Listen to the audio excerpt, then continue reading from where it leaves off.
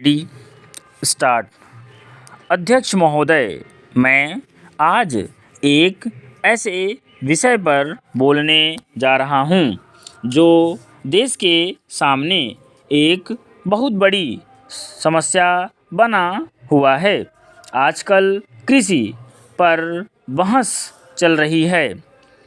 मैं कल से सुन रहा हूँ कई लोगों ने तो सरकार की बड़ी प्रशंसा की है। वह बहुत ही अच्छा काम कर रही है। मैं मंत्री महोदय से एक प्रश्न करना चाहता हूँ। मार्च में मंत्री महोदय ने एक प्रश्न के उत्तर में कहा था कि 2 वर्ष में हमारा देश आत्मनिर्भर हो जाएगा।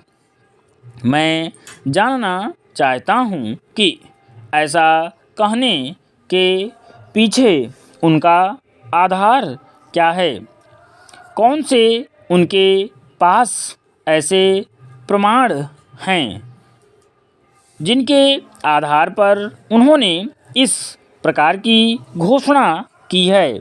मैं चाहता हूँ कि जब वह उत्तर दें तो इस बात को अपने उत्तर में बताएं। आप जानते हैं कि इस देश में 80% लोग खेती करते हैं और उसके बाद भी आज हमारे देश का सम्मान दूसरे देशों में कितना है। आज हम दूसरे देशों से देश के नागरिकों के लिए खाद्यान्नों का आयात काफ़ी मात्रा में कर रहे हैं।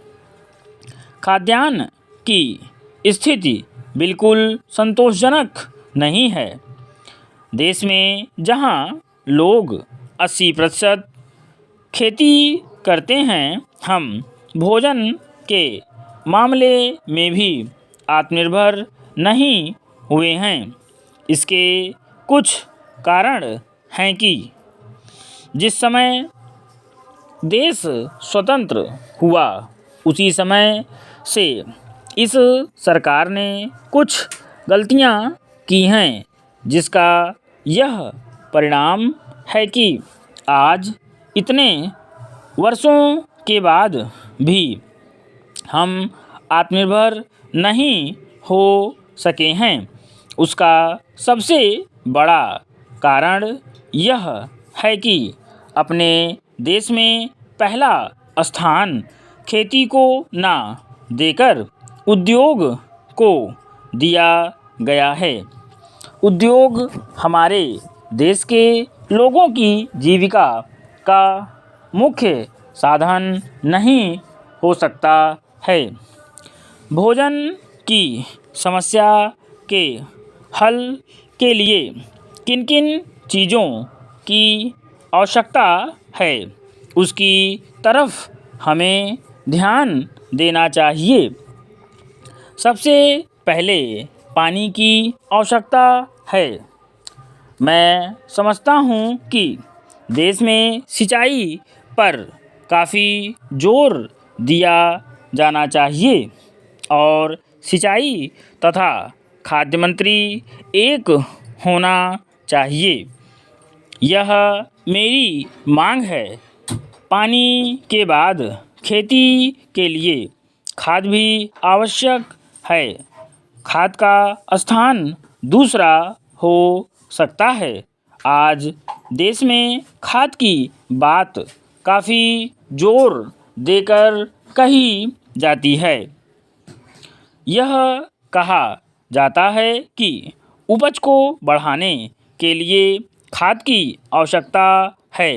बिना खाद के उपज नहीं बढ़ सकती।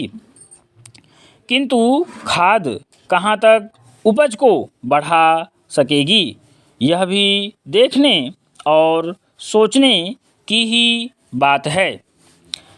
इस ओर एक समन्वयक नीति चाहिए। विराम।